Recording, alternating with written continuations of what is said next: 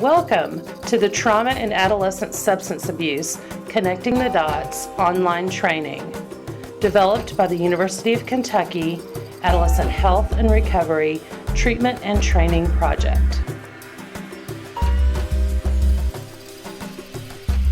The training was developed with support from the Kentucky Kids Recovery Award made by the Kentucky Attorney General's Office to the University of Kentucky. I'm Dr. Jenny Sprang, Professor of Psychiatry at the University of Kentucky and Executive Director of the Center on Trauma in Children. I'm also the co-investigator of the Adolescent Health and Recovery Treatment and Training Project that is sponsoring this presentation. I will be the faculty for this training.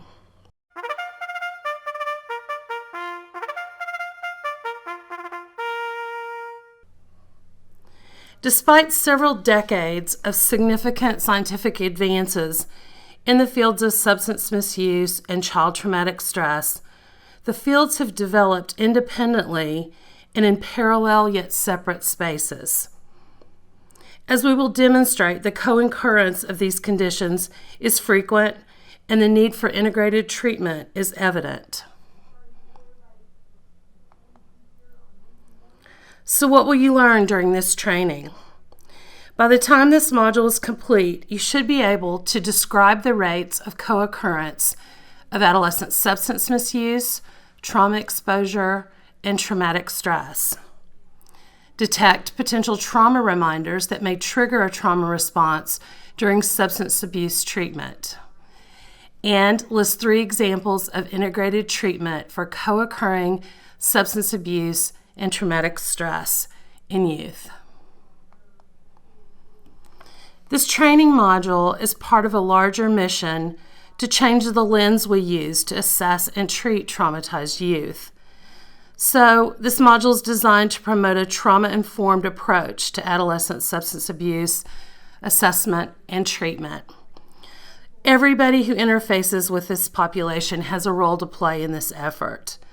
So if you're a mental health provider, a substance use counselor, maybe a child welfare or DJJ worker, a physician or nurse, judge, attorney, parent, school personnel, administrator, or maybe someone else I haven't mentioned, there's information provided in this training that would assist you in your work with this population. So let's get started. So trauma and substance abuse, what's the connection?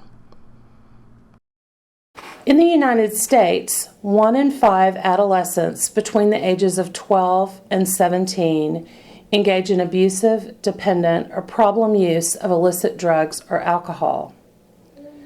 Although we don't know precise prevalence rates, the National Survey of Adolescents conducted by the National Crime Victims Research Center documented that teens who had been physically or sexually abused or assaulted were 3 times more likely to report past or current substance abuse than those who had no trauma history. In substance abuse treatment-seeking samples, 70% of adolescents positively endorsed a history of trauma exposure. And in a recent study by Asimo, Saunders, Kilpatrick, and colleagues, experiencing physical assault or witnessing violence increased the risk of tobacco use in boys and girls. And we know that studies that include youth and others with post-traumatic stress disorder report up to almost 60% will develop a substance misuse problem.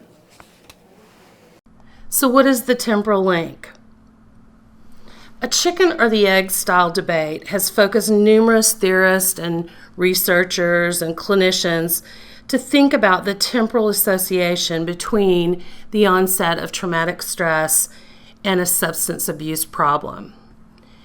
Most agree that trauma increases the risk of developing a substance misuse problem and that substance abuse increases the risk that an adolescent will be exposed to a traumatic event, and, if exposed, that a traumatic stress disorder will develop. So let's examine each of these pathways. Trauma as a risk factor for adolescent substance misuse. The self-medication hypothesis of substance abuse purports that youth will use substances to manage affective flooding and dampen down the hyperarousal associated with traumatic stress symptoms in much the same way that youth use substances to self-medicate anxious or depressive symptoms. Even after the index trauma is over, youth may use substances to cope with trauma symptoms. Several studies have found that patterns of substance misuse emerged after trauma exposure in about 25 to 75% of adolescents and community samples. Saladin, Coffey, and other researchers have found evidence that traumatic stress or PTSD may make it difficult for adolescents to stop using once they've started. Now let's consider how substance abuse might be a risk factor for trauma exposure or traumatic stress symptoms. Several epidemiological studies document that 45 to 66% of youth have substance use disorders that precede their first trauma exposure. This is most likely due to the empirically established link between substance misuse and risky behavior. You can probably think of several risky behaviors that these adolescents exhibit. Things like hitchhiking, driving under the influence, or sexual promiscuity. There is also evidence that if a youth is already abusing substances, they may be less likely to successfully cope with traumatic stress symptoms. Giaccona and colleagues found that even controlling for trauma exposure, youth with substance use disorders were 2 times more likely to develop PTSD than adolescents who didn't abuse substances. Regardless of the temporal sequencing of events, trauma or substance abuse, regardless of which one came first, a successful treatment approach must be flexible and integrated to address the complex ways that trauma and substance abuse intersect. What's the challenge? Substance abuse professionals are challenged to look beyond the current substance misuse to the youth's trauma history and how their trauma response patterns may influence their use. So let's take a minute to consider trauma and its consequences. Let's take a little quiz. Myth or fact? 1 in 4 children and youth are trauma exposed before they can legally drive.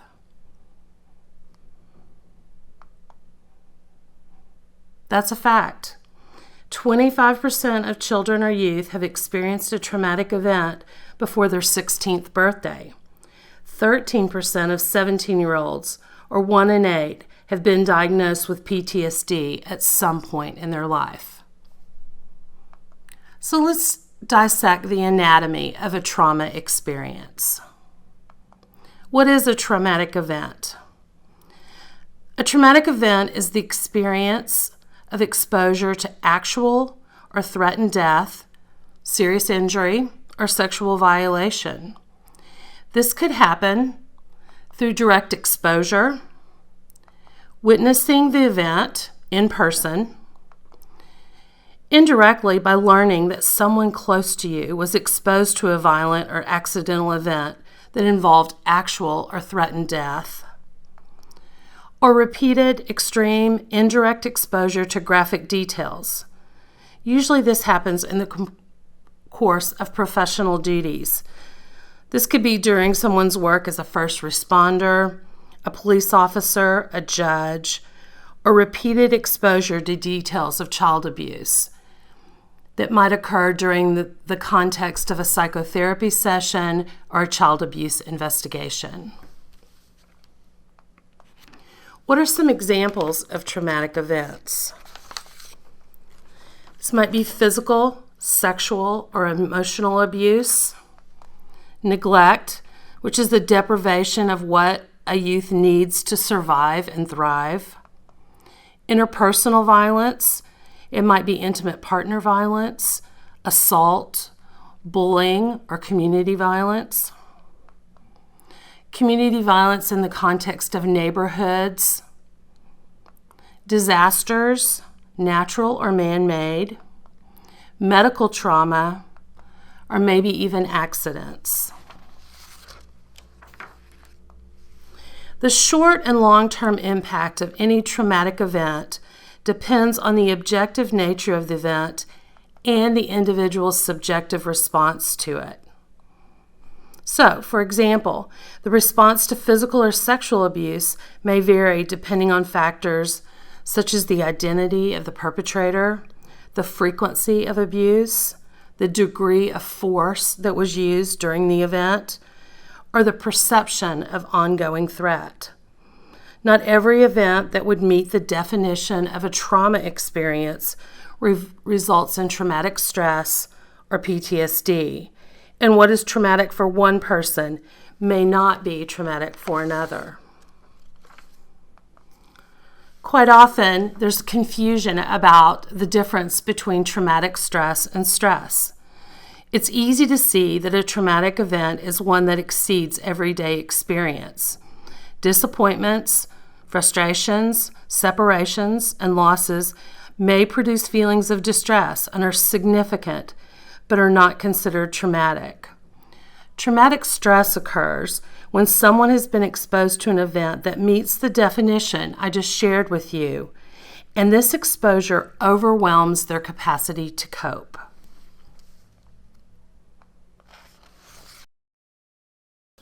Traumatic stress produces intense physical and emotional reactions, including an overwhelming sense of terror, helplessness, horror, and intense physical reactions.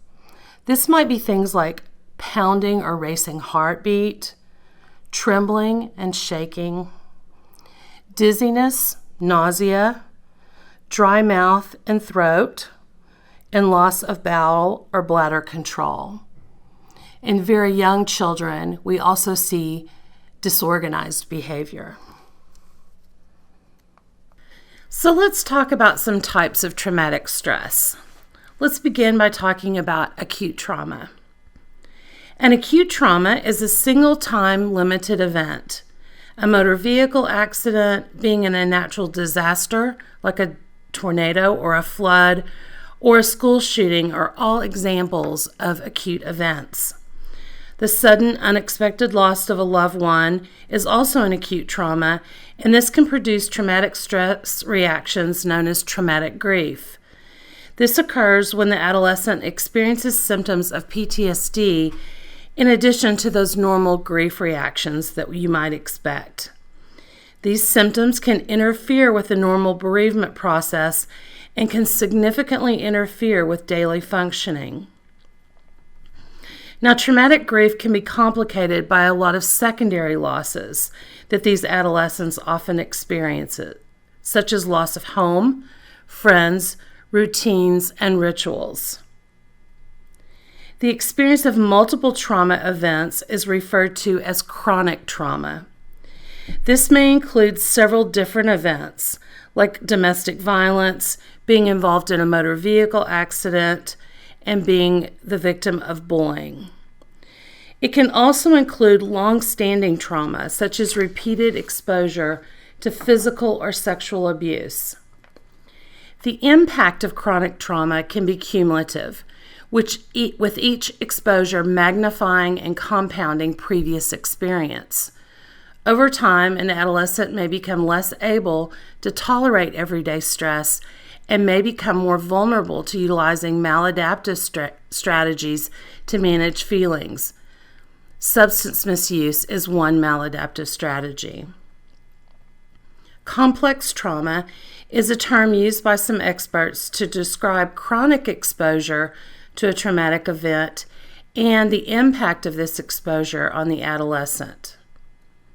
Chronic trauma exposure in youth frequently involves familial violence in the form of child maltreatment, neglect, or witnessing interpersonal violence.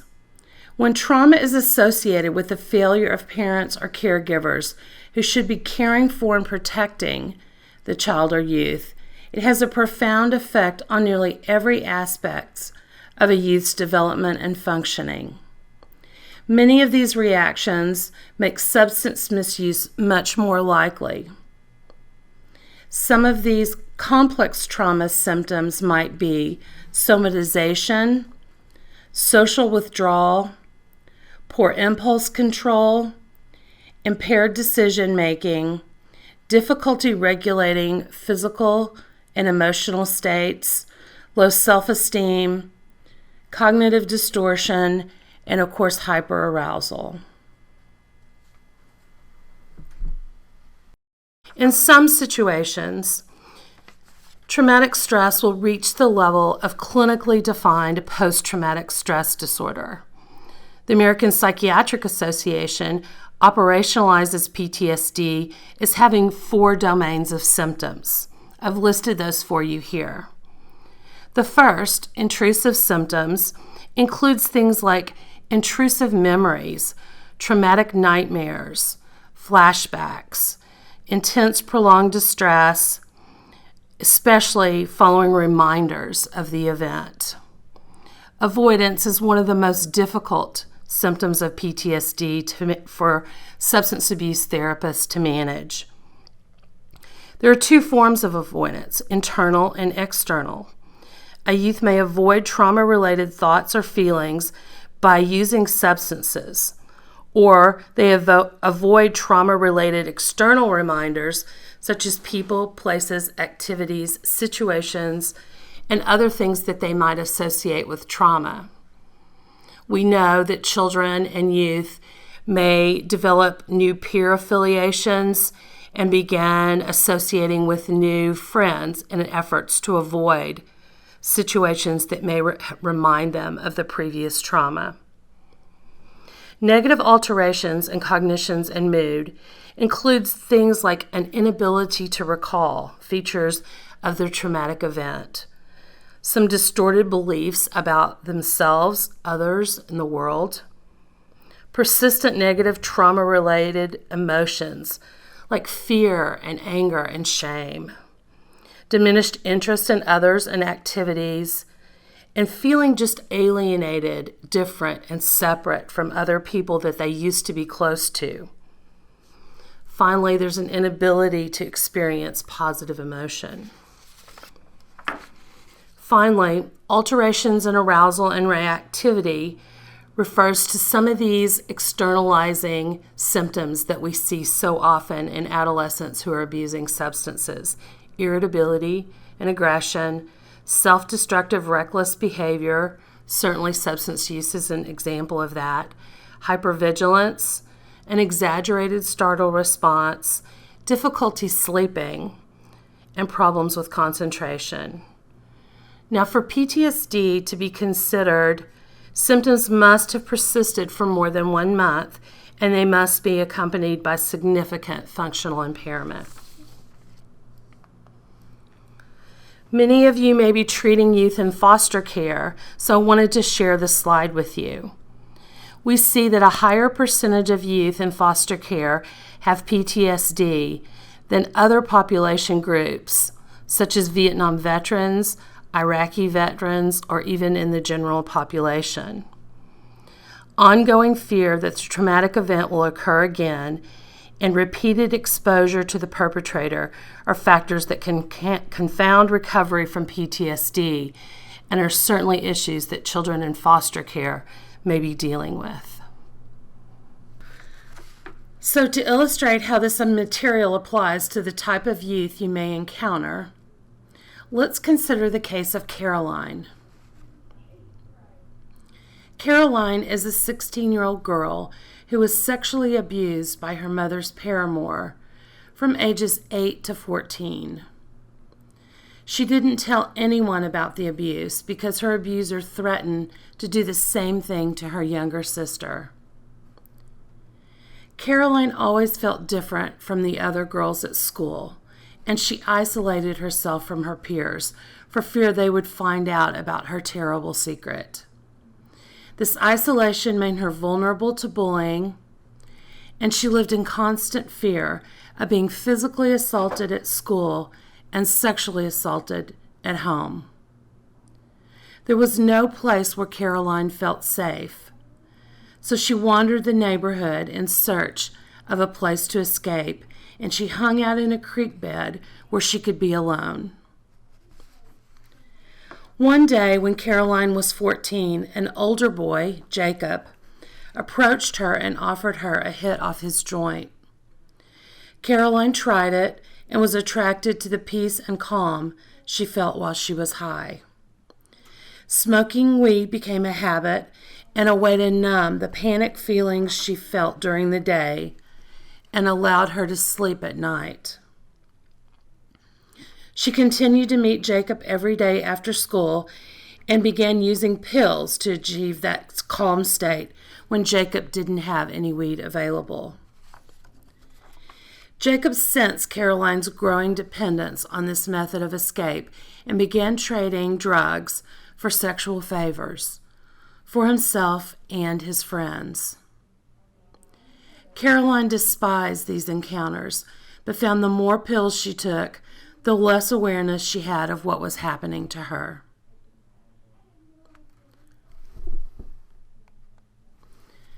So consider this. If you were treating Caroline, what symptoms would you treat first?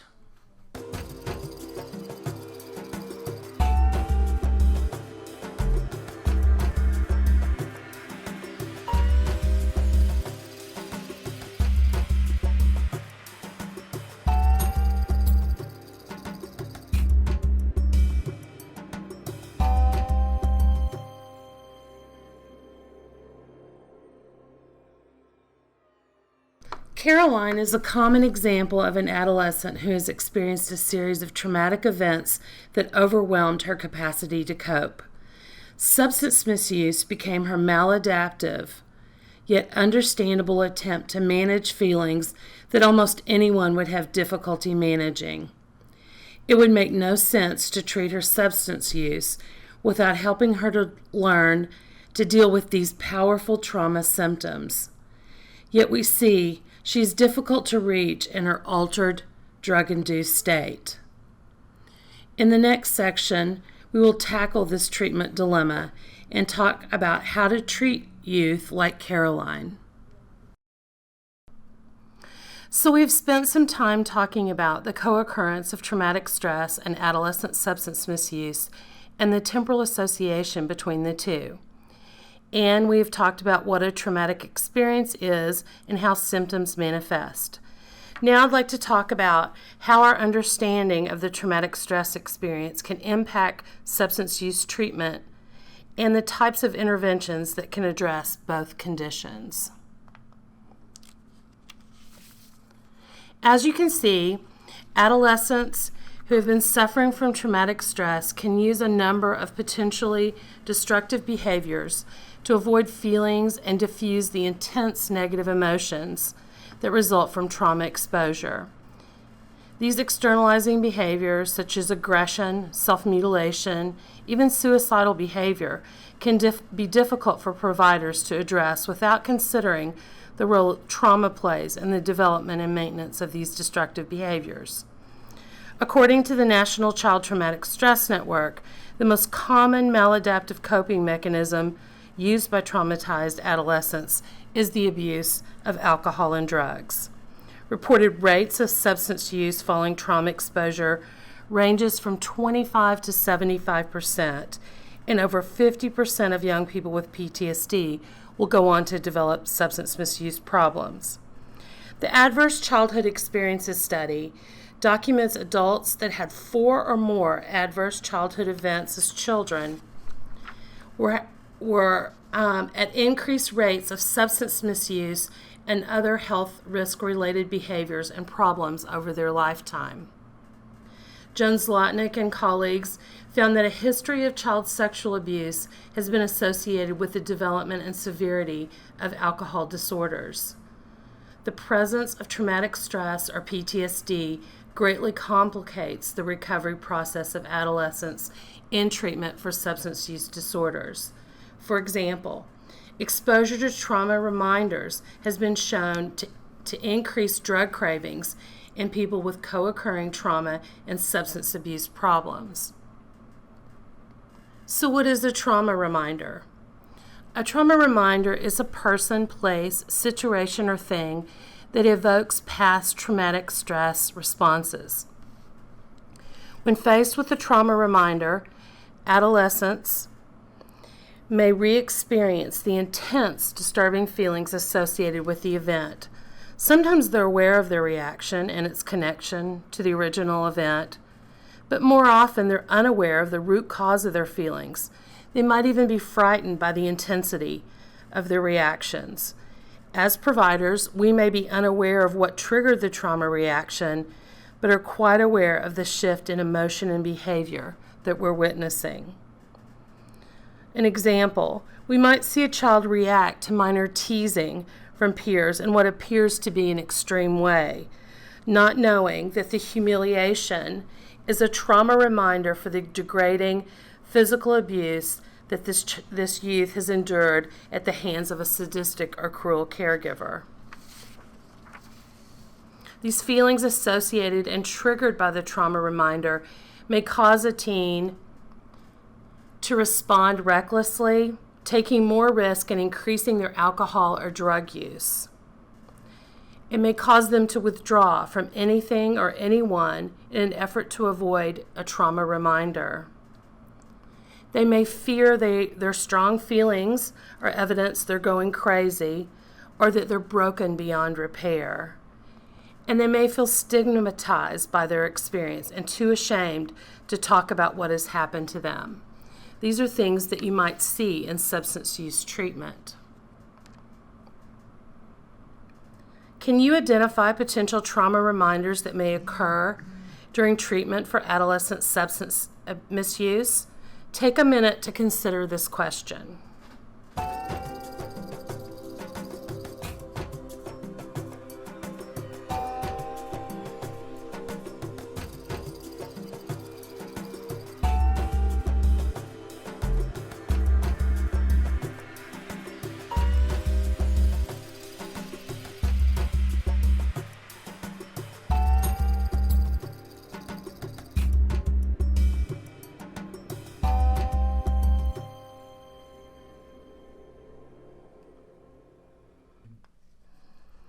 Unfortunately, inpatient, residential, and outpatient substance use treatment settings can produce trauma reminders unintentionally.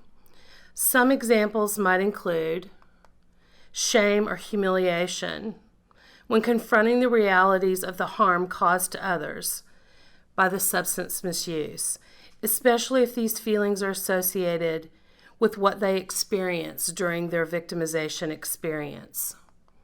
Seclusion, being isolated or confined, may be a reminder of severe neglect, abandonment, or rejection. Physical restraint may activate the stress response and cause HPA axis activation. This may feel similar to the youth, to the traumatic event or abuse experience. Loud noises such as shouting, screaming, slamming doors, or other noises that may occur on a unit may be a reminder of familial or interpersonal violence and may create a sense of danger. Aggressive behavior may have been a precursor to violence in the youth's family of origin and may trigger a stress response.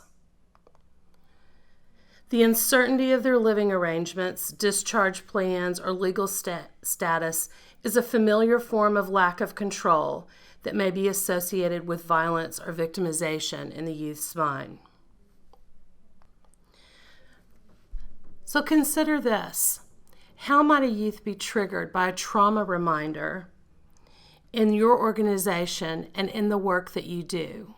Take a minute to jot down a few examples.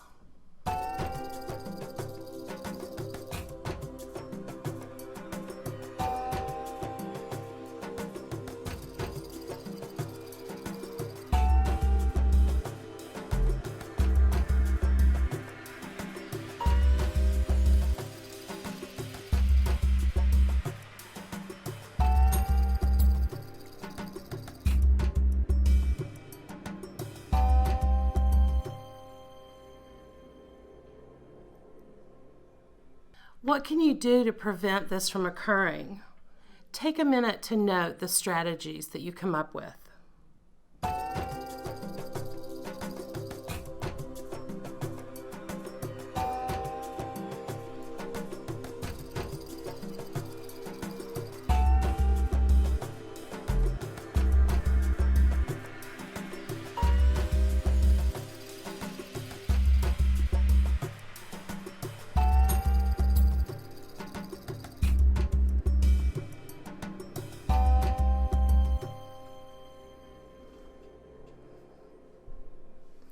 I hope you will make a plan for protecting the youth you come in contact with from experiencing these type of trauma reminders. So let's talk about some strategies for addressing trauma and substance use.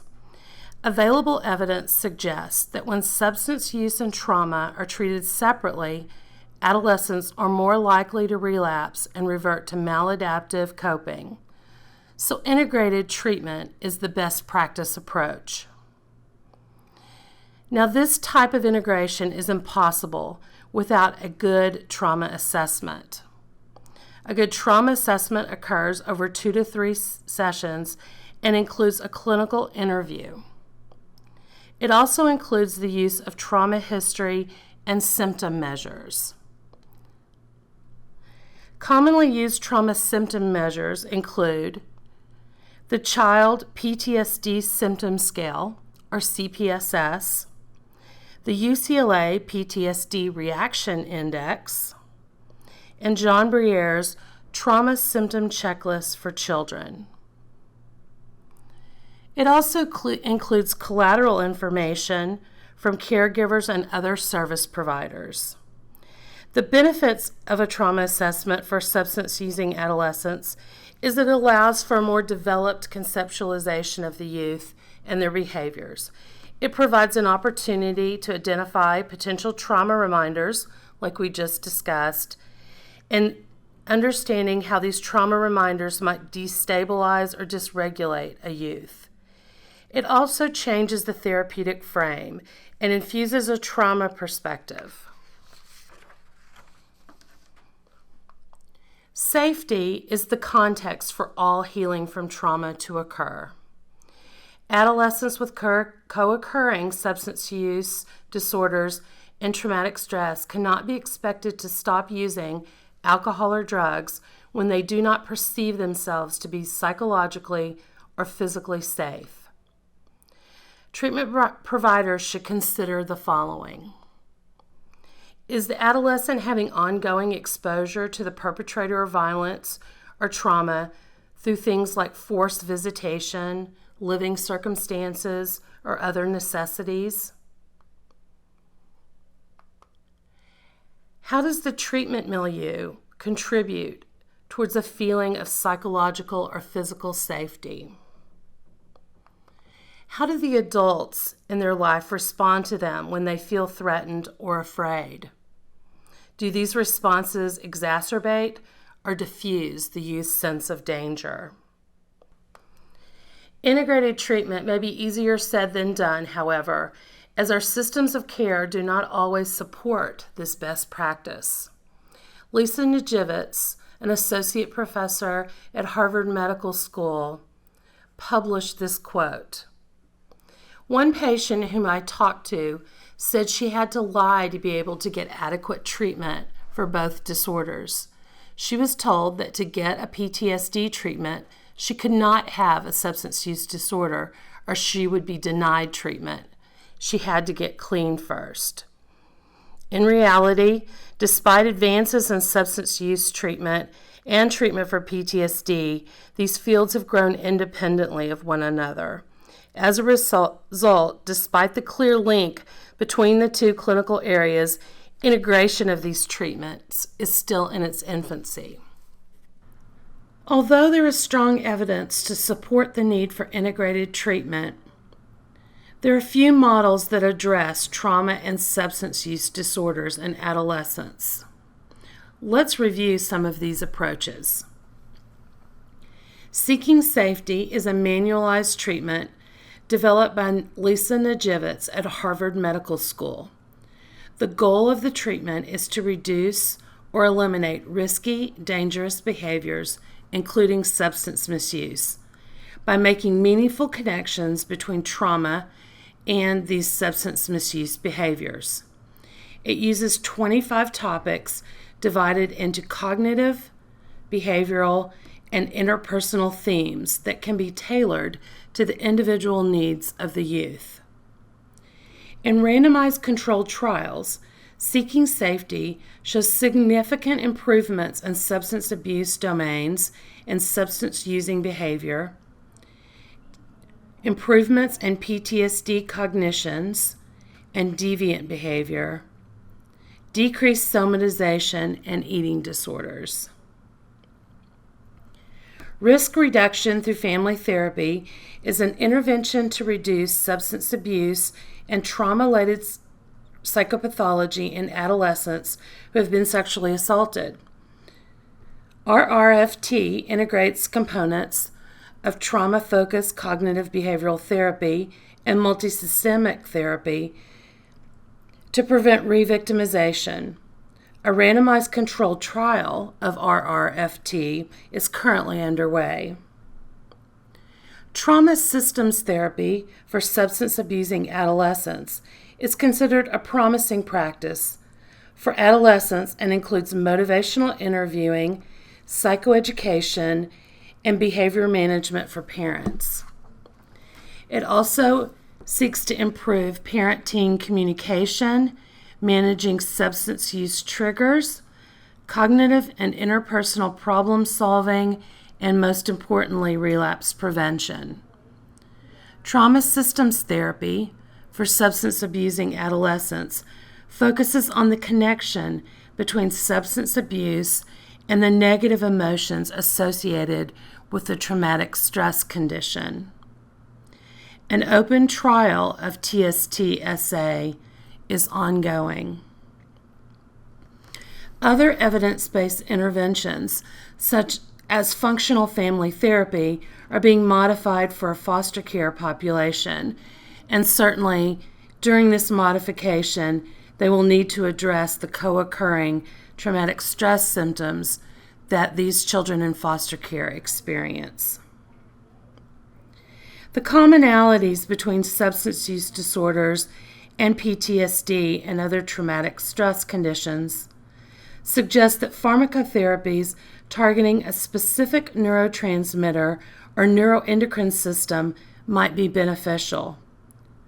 An important goal of pharmacotherapies is to decrease PTSD and trauma symptoms so that the adolescent doesn't utilize their substance of choice to distance themselves from the traumatic event and the traumatic symptoms that they're experiencing.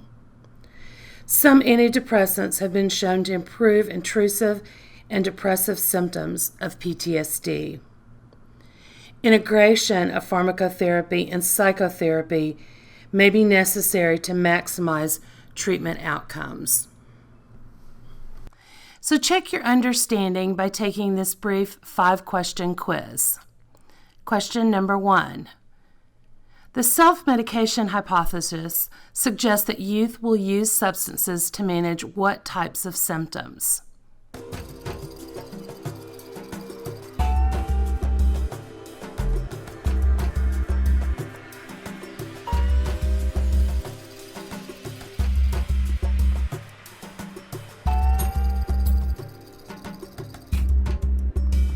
If you said affective flooding and hyperarousal, you're correct. Question number 2. What percentage of youth will have a substance misuse disorder that precedes their first trauma exposure? Is it A, 10 to 15%, B, 45 to 60%, C, 85 to 92%, or D, none of the above?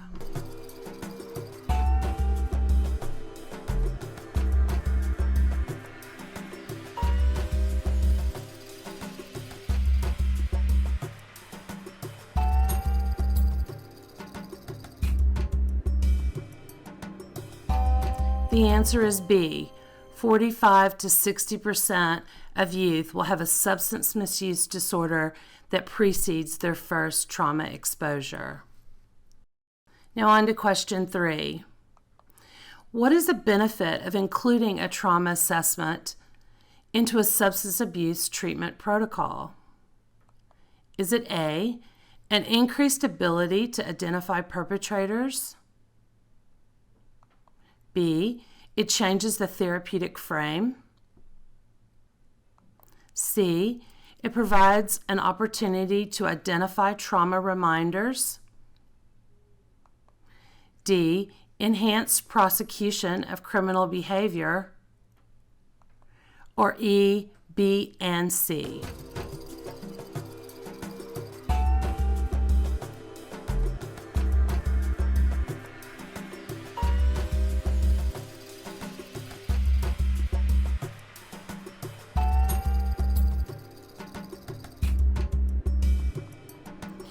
The answer is E.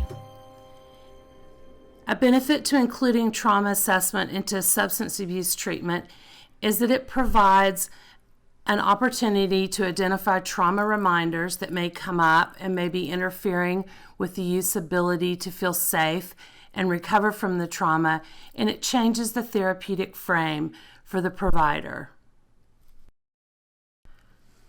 Question number 4. What must occur for a youth to recover from exposure to a traumatic event?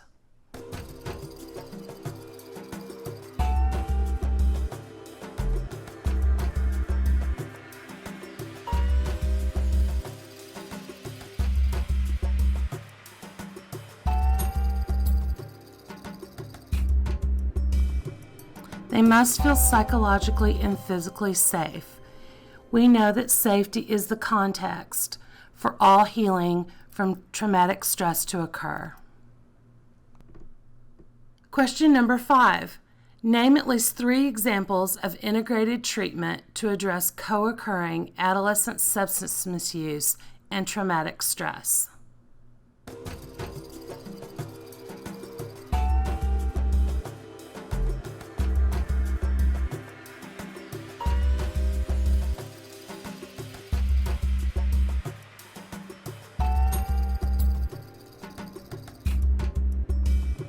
If you said any of these, you're correct. Seeking safety, risk reduction through family therapy, trauma systems therapy for substance abusing adolescents, and pharmacotherapy integrated with psychotherapy are all examples of integrated treatment to address co-occurring adolescent substance misuse and traumatic stress. And remember, some interventions, like functional family therapy, are currently being modified to be used with the foster care population. So let's summarize some of the key take-home messages from this presentation.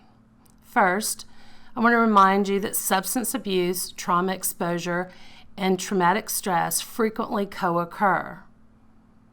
A trauma experience is one that overwhelms a youth's capacity to cope. But to recover, safety is the necessary context. Integrated treatment for adolescent substance abuse and traumatic stress and those with co-occurring disorders is recommended, and we've just reviewed several options and examples of integrated treatment.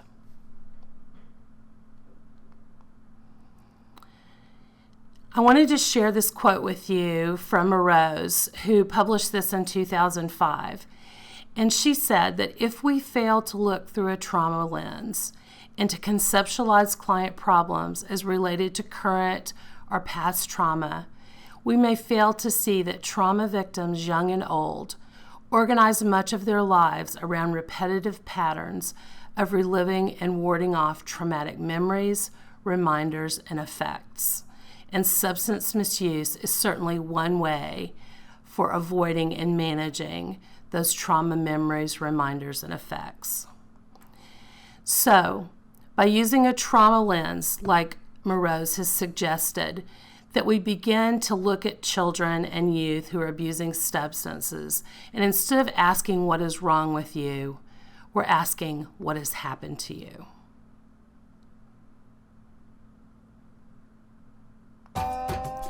For more information about the Adolescent Health and Recovery Treatment and Training Project, go to this website. For more information about adolescent trauma, go to the UK Centre on Trauma and Children website at www.uky.edu/ctac. Thank you for your interest in adolescent substance use and trauma.